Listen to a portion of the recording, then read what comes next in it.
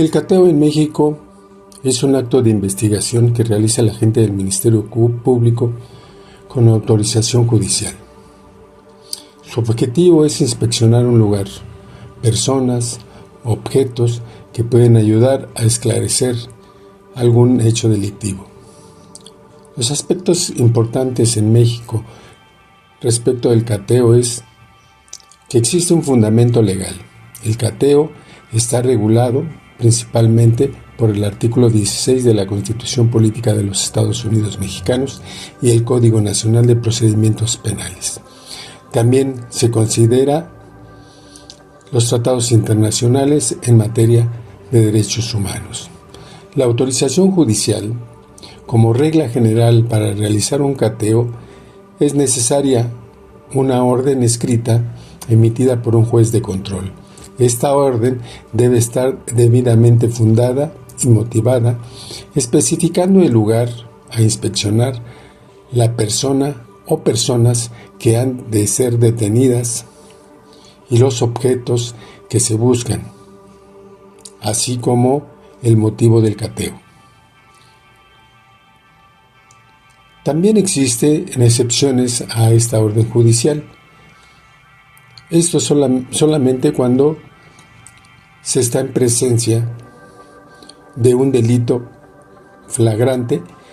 En ese momento se puede realizar un cateo para efecto de detener a las personas que se encuentran en posesión de objetos materia de un ilícito.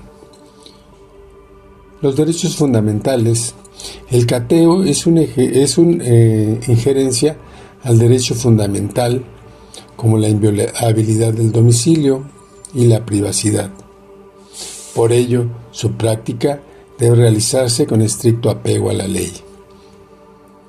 Y respecto a los derechos humanos, cualquier cateo ilegal puede acarrear la nulidad de las pruebas obtenidas. El proceso para obtener una orden de cateo generalmente implica una solicitud que se hace por parte del Ministerio Público al juez de control, quien evaluará si existen elementos suficientes para justificar la medida.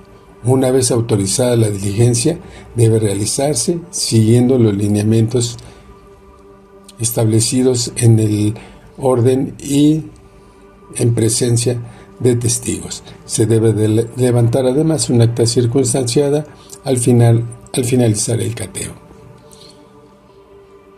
Las pruebas obtenidas durante un cateo ilegal pueden ser consideradas nulas y no tener ningún valor probatorio en el juicio.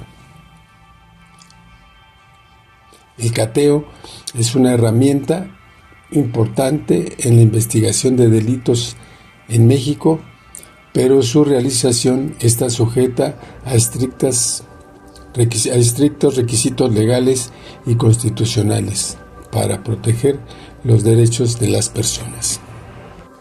Esto que se acaba de mencionar es sumamente importante, pues se trata de lo que establece principalmente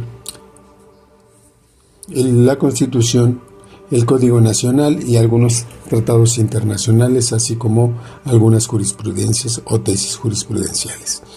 Al respecto, debemos de tomar en consideración lo que en realidad sucede en México. En México suele hacerse las cosas de manera muy particular, entre ellas, obviamente, el cateo. El cateo, la mayoría de las veces, se hace con la autorización judicial, sí, pero no existiendo ningunos elementos suficientes como para poder convencer al juzgador de que se efectúe un cateo en algún domicilio y detener a una persona o a algunas personas que se encuentran en el mismo. Asimismo, generalmente se busca en los cateos la posesión de droga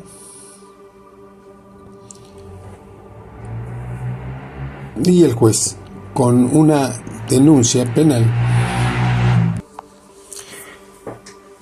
En México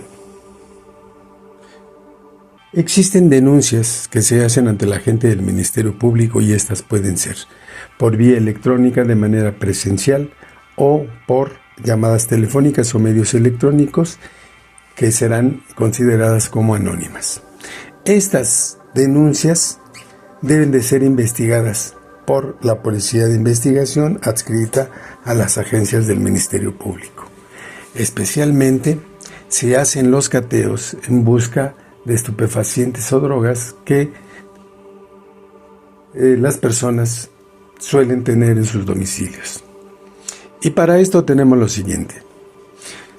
Partamos del hecho de que existe una denuncia o de que supuestamente existe una denuncia anónima.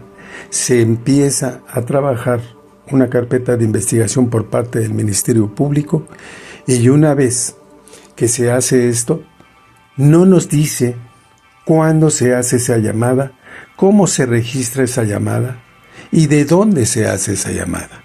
Simple y sencillamente se conserva en resguardo todos esos datos, entonces estamos imposibilitados para poder saber de dónde proviene esa denuncia y quién o quiénes pudieran haberlas realizado. El anonimato es total, de tal manera que nadie, aparte de la gente del Ministerio Público, tiene conocimiento de esa denuncia. Y esto es así, porque una vez que se recibe la denuncia y se inicia la carpeta de investigación, el agente del Ministerio Público le da intervención a la policía para que realice la investigación, principalmente en los domicilios, en algún domicilio, al exterior de algún domicilio, para percatarse si efectivamente en ese lugar existe o no la venta de estupefacientes o de droga. Los policías de investigación realizan una declaración en la misma carpeta de investigación para efecto de manifestar que ya fueron al domicilio y estuvieron a las afueras y observaron que efectivamente una persona sale, entrega un objeto que al parecer es estupefaciente y una persona a cambio de ello, que ha llegado previo a tocar a su casa, entrega dinero y a cambio hacen intercambio de dinero y de producto.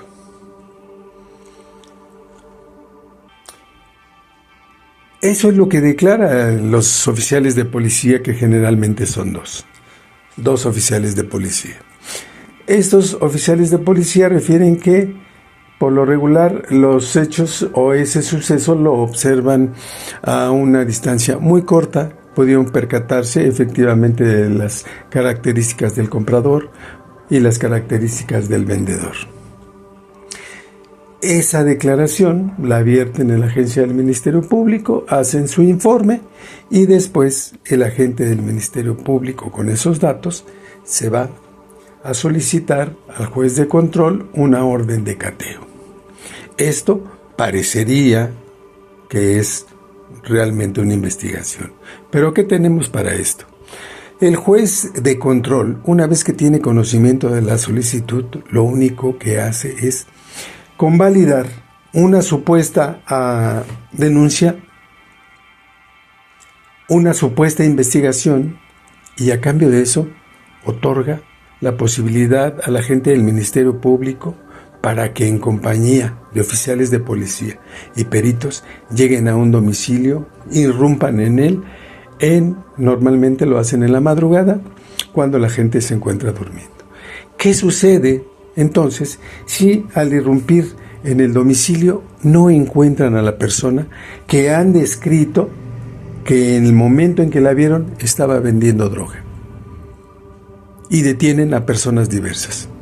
Parece ser que hay una autorización por parte del juez, no solamente para la realización de ese cateo, que a todas luces es totalmente arbitrario, violatorio de derechos humanos y no está regulado o no está supervisado por ninguna autoridad. Así es que dejan en libertad a la gente del Ministerio Público que haga lo que se le dé la gana. Normalmente irrumpen en el domicilio, realizan búsqueda Pero en esa búsqueda de la supuesta droga encuentran cosas de valor. ¿Qué sucede con esas cosas de valor? Como son joyas, como es dinero, como son objetos valiosos, ¿qué hace el agente del ministerio y los policías de investigación? Simple y sencillamente se los llevan. Simple y sencillamente toman todo lo que encuentran a su paso que tiene algún valor y lo sustraen. ¿Quién les va a reclamar? ¿Quién les puede reclamar algo si la persona o las personas que pudieran hacerlo en ese momento son detenidas, privadas de su libertad, están en galeras y no pueden hacer denuncia porque si la hacen, el agente del Ministerio Público no los atiende, no inicia investigación en contra de estas, aparte de que tampoco se dan cuenta cuáles son los objetos que se llevaron, cuál es el dinero o la cantidad de dinero que se llevaron y los objetos de valor de su domicilio. Se encuentran detenidos, entonces están a merced de la gente del Ministerio Público, como sucede con todos los detenidos. Con esos datos van a la judicialización de la carpeta de investigación y se señala una audiencia para determinar sobre la legal detención. Normalmente, todos los jueces lo que hacen es que ratifican la detención y la califican como legal.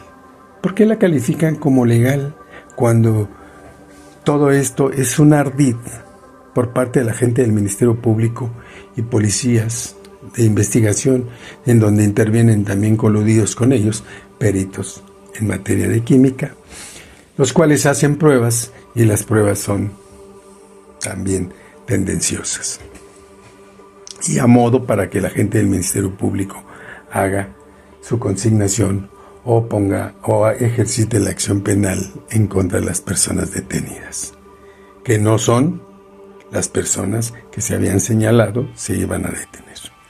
Hay una excepción a ello y en tesis jurisprudencial se señala que si se encuentran en ese momento y encuentran el producto, o sea, el estupefaciente, las personas pueden ser detenidas y sobre ello se basa el agente del Ministerio Público para realizar la detención. Todo esto es una simulación constante que se hace todos los días y todos los días con los mismos elementos de prueba que realmente no prueban absolutamente nada. ¿Por qué no exige el juez de control a los oficiales de policía que si se encuentran en un lugar haciendo investigación y ven la venta de estupefacientes, ¿por qué no lo graban? ¿Por qué no toman fotografías si siempre traen sus teléfonos celulares? ¿Por qué no graban un video donde se vea que efectivamente la persona que han mencionado y la persona que llega como compradora hacen ese intercambio de dinero por objetos? ¿Por qué no se hace? ¿Por qué no exige el juez algunos datos más precisos y de verdad convincentes desde el principio para que efectivamente todos sepamos que la orden de cateo se libra con datos de prueba que son a todas luces indicios de que se está cometiendo un delito? Jamás se exige. ¿Qué pensaremos de esto? Que al juez le da lo mismo librar una orden de cateo, le da lo mismo librar una orden de aprehensión, le da lo mismo hacer cualquier cumplimiento a las solicitudes de la gente del Ministerio Público o del fiscal. Parece ser, a primera vista parece ser que así es. En realidad, no debería de serlo. El juez de control que libra esa orden para que se realice el cateo, hasta ahí queda su intervención. Él ya no sabe si se realizó como él lo dijo o no se realizó.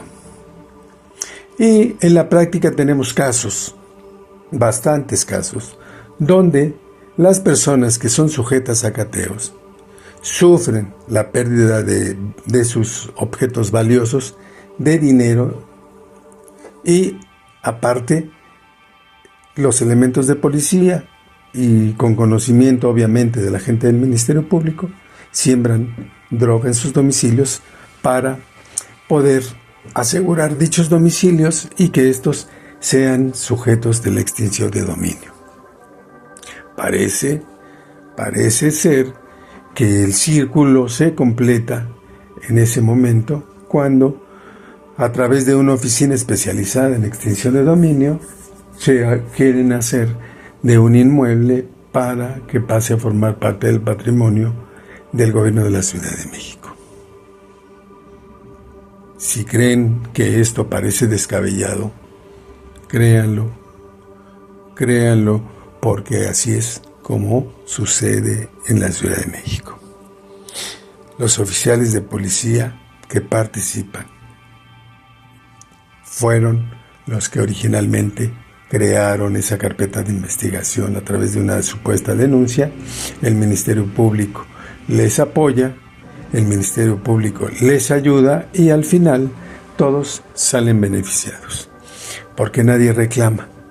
Pues muy sencillo, porque las personas se encuentran o vinculadas a proceso o se encuentran en libertad pero no pueden acceder a sus domicilios. Es decir que tanto las personas como los inmuebles y los objetos se encuentran a disposición de la gente del Ministerio Público, que puede hacer de ellos lo que se le dé la gana. Puede disponer de los bienes como él mejor lo considere. ¿Qué gana la gente del Ministerio Público haciendo esto? Pues simulando el combate al narcomenudeo, simulando que está cumpliendo con sus labores cuando realmente lo que está haciendo es apoderarse en compañía de oficiales de policía y con autorización judicial de bienes valiosos de las personas que son detenidas. Y las personas que son detenidas, normalmente cuando logran salir de la cárcel, lo que no quieren tener es nada que ver con hacer una denuncia, con hacer ver que les faltan objetos, porque el mismo Ministerio Público al cual acuden para realizar una denuncia les pide un sinfín de requisitos que muchas de las personas no tienen cómo conseguir esos datos para poder reclamar sus objetos que les fueron sustraídos el día del cateo. Simple y sencillamente, hay objetos de los cuales la gente no guarda documentos, aunque los haya comprado en un lugar donde les hayan dado algún comprobante de la compra. No los guardan y entonces no pueden acreditar que tenían esos objetos en su poder. El Ministerio Público también dilata esas solicitudes o esas denuncias, las cuales nunca tienen investigación alguna. ¿Tiene investigación en contra el agente del Ministerio Público que realizó ese cateo? No. Los policías de investigación y los peritos tampoco. Pero todos, coludidos, realizan una simulación de cateo en busca del combate al narcomenudeo, cuando en realidad no es esa la situación. La situación es otra completamente diversa.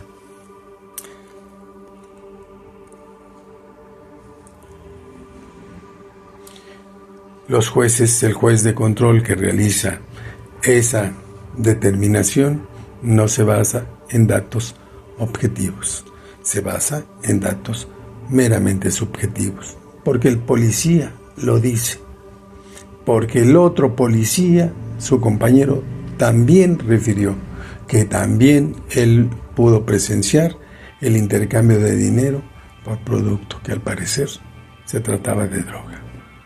Esto no es así.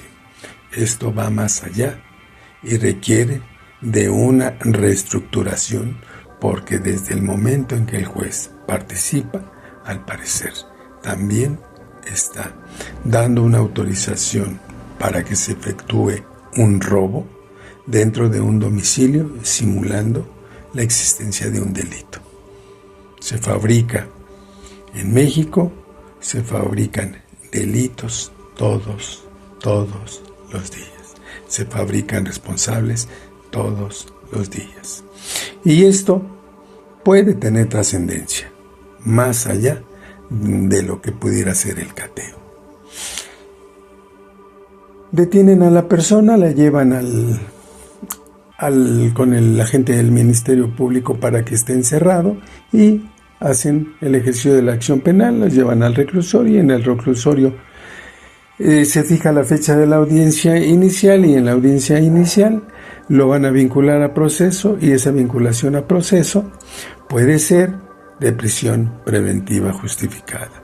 ¿Por qué razón? Porque a lo mejor ya tenía algún antecedente, no con ese delito, sino con algún otro, y el juez considera que está justificada la retención en el reclusorio. ¿Esto qué trae como consecuencia a la persona que es detenida?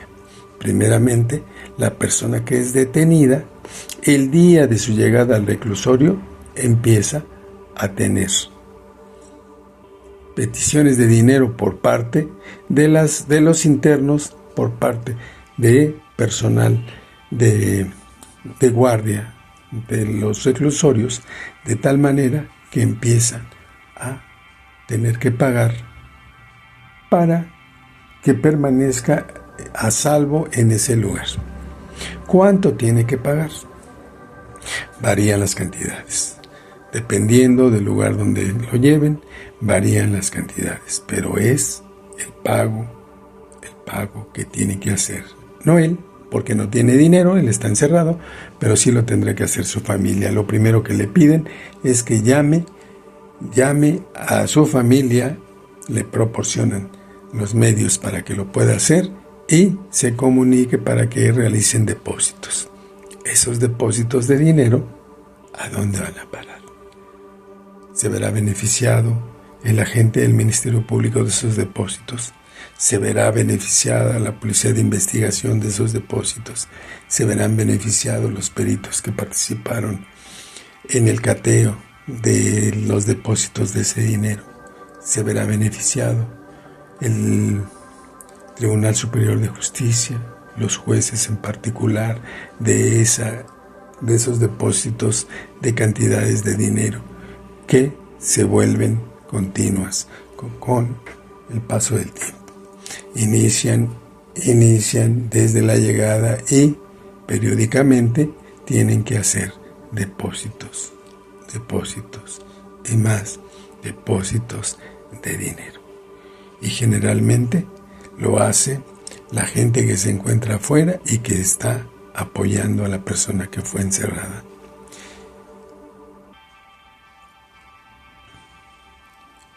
Porque adentro pues no tiene ingresos económicos, pero sí tiene la obligación de hacer depósitos. Esos depósitos se hacen a través de cuentas que pertenecen a diversas personas y que son de instituciones bancarias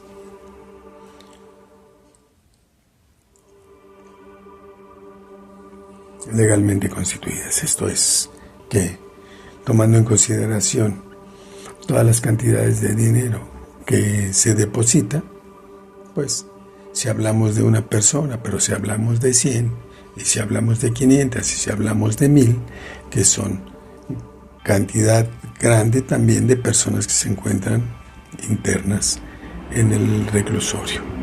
Algunas están en ingreso, algunas están en COC y algunas están en población. ¿Quién cobra ese dinero? No lo sabemos y al parecer nadie lo sabe. La Comisión de Derechos Humanos manda a su personal a los reclusorios para que se dé cuenta de esas situaciones, pero parece que a la fecha no se han dado cuenta o no se quieren dar cuenta. Pero existe el dominio pleno de personas contra personas, es decir, personas que ya tienen más tiempo en el reclusorio en contra de las personas que recién llegan o ingresan a un penal. Todo esto se encuentra a ojos vistos, todo el mundo lo sabe, pero nadie hace absolutamente nada. ¿Por qué razón no lo hacen? Pues porque al parecer mucha gente se ve beneficiada con ello. Pudiera pensarse que a lo mejor parte de ese dinero es para el pago de los salarios de los jueces, de los ministerios públicos, de los peritos, o vaya usted a saber a quién le paguen con esa obtención de dinero. Pero el cateo no es otra cosa más que un saqueo. Es un saqueo autorizado por una orden judicial en la cual nadie los puede detener. Normalmente llegan y destruyen la puerta de entrada, sin siquiera saber si efectivamente la persona que buscan se encuentra en ese lugar. Y normalmente lo hacen cuando no hay testigos o cuando no hay gente que pueda observar lo que hacen de manera ilegal, notoriamente ilegal. ¿Qué debiera de pasar entonces para que esto vaya teniendo un giro más profundo y que el juez participante no quede en entredicho si su participación es también en colusión con las solicitudes de la gente del Ministerio Público y los elementos de policía? Pues yo creo que el tribunal debiera demandar a una persona que vigile la actuación de la gente del Ministerio Público, de los policías y de los peritos en los cateos que realice. Y que los cateos no deban de realizarse en la madrugada, deben de realizarse principalmente en el día, donde también la gente que va a ser que se encuentre en el domicilio que va a ser inspeccionado tenga la posibilidad de poder proporcionar algunos testigos que pueden ser los vecinos para que el acta que se levanta al final quede completada y no así como se hace todo en la madrugada, donde nadie sabe nada, donde nadie ve nada y donde nadie sabe ni hará absolutamente nada. Con esa finalidad, el agente del Ministerio Público escoge esos horarios. Los agentes del Ministerio Público que hacen esa clase de cateos son investigados, son supervisados. Sus bienes están determinados para saber si con el fruto de su trabajo adquieren los bienes que poseen. Parece ser que no, y parece ser que nunca nadie lo hace, ni tampoco nadie lo hará. ¿Por qué?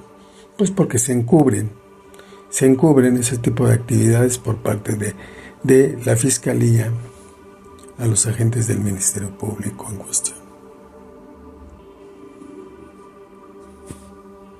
Así es como se trabaja la orden de cateo en México.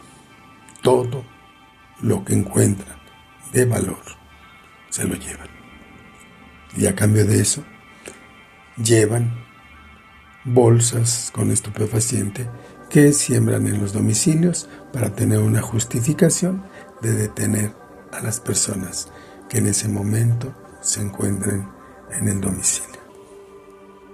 Pueden ser por venganzas personales, puede ser porque el propio gobierno, a través de la ley de extinción de dominio, quiera tener algunos inmuebles en específico.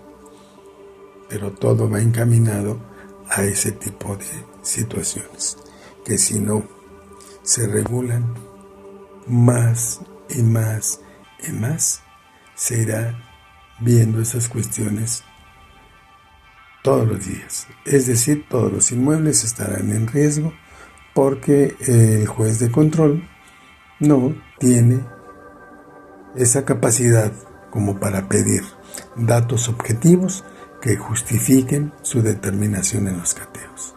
Todo es con puro dato subjetivo. Dato subjetivo que al final no se sostiene, pero que los jueces de control y los jueces de juicio también apoyan ese tipo de situaciones, porque se dictan muchas sentencias de condena a las personas que son detenidas en los cateos. Cateo, por supuesto, que pone en riesgo los derechos fundamentales de toda la gente, no solamente de la persona cateada, no solamente de la persona que vive en el domicilio, sino de toda la sociedad, porque no sabemos en qué momento el juez pueda echarle ojo a algún inmueble y quiera y pretenda quedarse con ese domicilio.